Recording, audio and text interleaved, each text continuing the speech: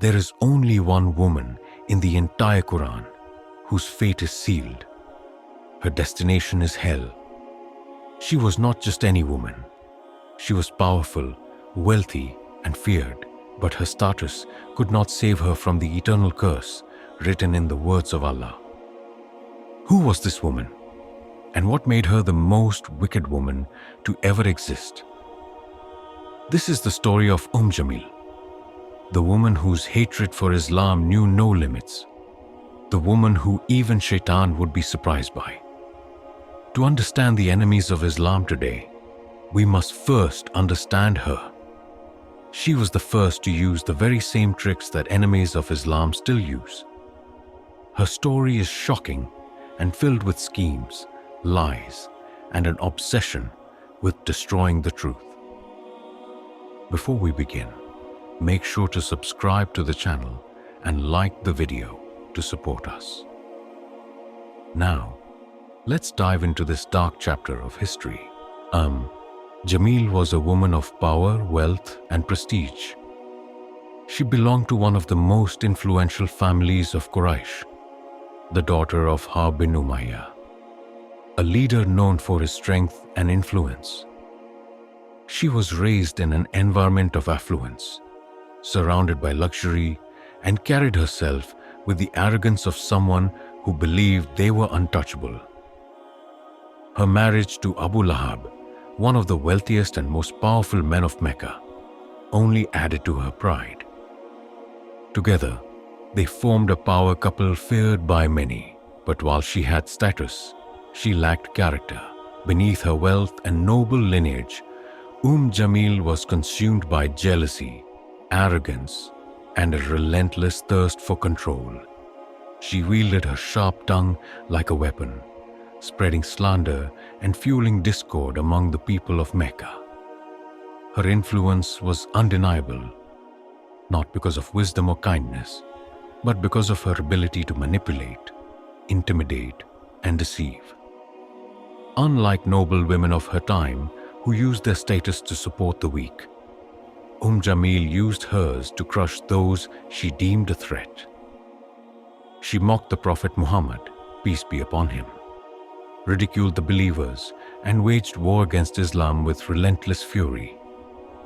Her heart was poisoned by the fear of losing power, and this fear drove her to commit some of the most heinous acts against the early Muslims. But what did all that status, wealth, and influence bring her in the end? Nothing.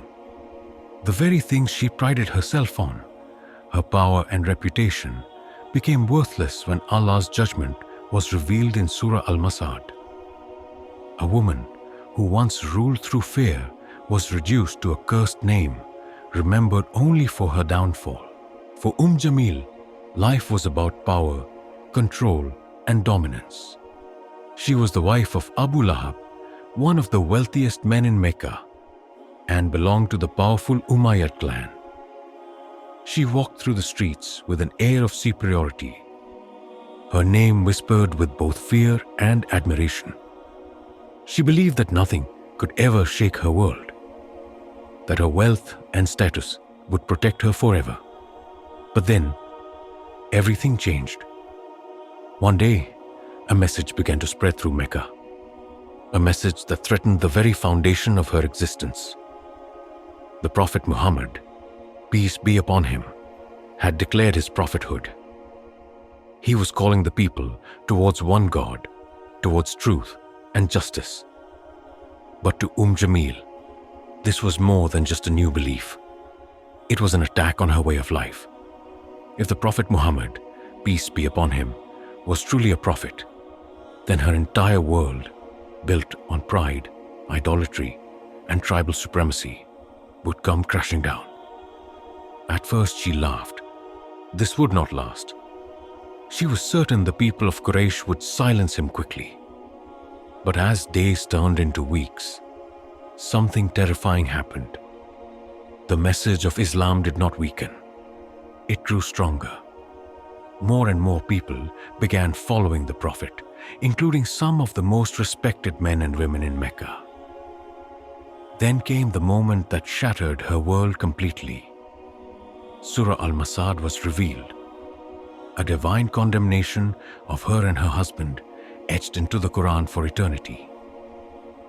The words struck her like lightning. She, who had lived her entire life seeking power and admiration, was now marked as cursed by the very God she had mocked. Her arrogance turned to rage. Her pride turned to fear. From that moment on, her war against Islam became personal.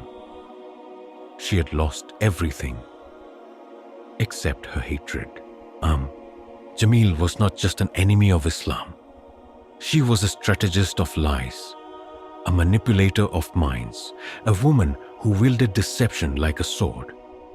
Unlike the men of Quraysh who openly opposed the Prophet Muhammad, peace be upon him, with force, Jamil fought a different kind of war.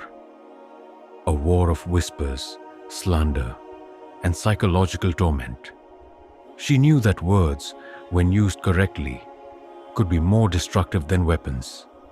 She used her influence over the women of Mecca to spread false rumors about the Prophet. Muhammad is a madman, she hissed. A magician, she warned. A liar, she insisted. She painted Islam as a threat to their traditions, a danger to their families, a disease that had to be eradicated before it spread. But deception was not just her weapon. It was her shield. She masked her hatred under the guise of defending Meccan society, pretending to be a noble woman protecting her people. She spoke of loyalty and honor while secretly fueling division and corruption. She manipulated Abū Lahab, feeding his ego, pushing him deeper into his war against Islam. It was her words that made him the first to reject the Prophet's message. Her mastery of deception went beyond words. She plotted in the shadows, orchestrating social boycotts, economic oppression, and public humiliation of the Muslims. When words failed, she turned to physical acts of cruelty, laying thorns in the Prophet's path, encouraging attacks on believers and laughing at their suffering. Yet, despite all her deception, she deceived only herself. The truth she tried to bury only rose higher. The message she sought to destroy became eternal. And in the end, it was her own name that was eternally cursed in the words of Surah Al-Masad. For years, Jamil spread hatred, deception, and cruelty against the Prophet Muhammad, peace be upon him, and his followers. She mocked, slandered, and tormented those who believed in Islam. She believed that her wealth, power, and status made her untouchable. But she did not know. A curse had already been written for her. Then the revelation came. Surah Al-Masad, a divine decree from Allah, sealing her fate for eternity. Her name, her crimes, her punishment, forever preserved in the Qur'an. May the hands of Abū Lahab be ruined, and ruined is he. His wealth will not benefit him or that which he gained. He will burn in a fire of blazing flames. And his wife, the carrier of firewood around her neck, is a rope of fiber. Surah Al-Masad 111, 1-5. These words struck like thunder across Mecca. The woman who prided herself on her status, who thought herself invincible, had now been cursed by Allah Himself. Her title was no longer one of nobility, but of disgrace, the carrier of firewood. This was not just a description. It was a declaration of who she truly was. She carried thorns and stones to harm the Prophet. But more than that, she carried lies, corruption, and evil, fueling the fire of hatred against Islam. And in the next life, she would carry real firewood to burn in the flames of Jahannam. This was a curse no wealth could erase, no power could undo. Jamil, who once walked with arrogance, would now be dragged into humiliation. Her neck, once adorned with jewels, would bear a rope of torment.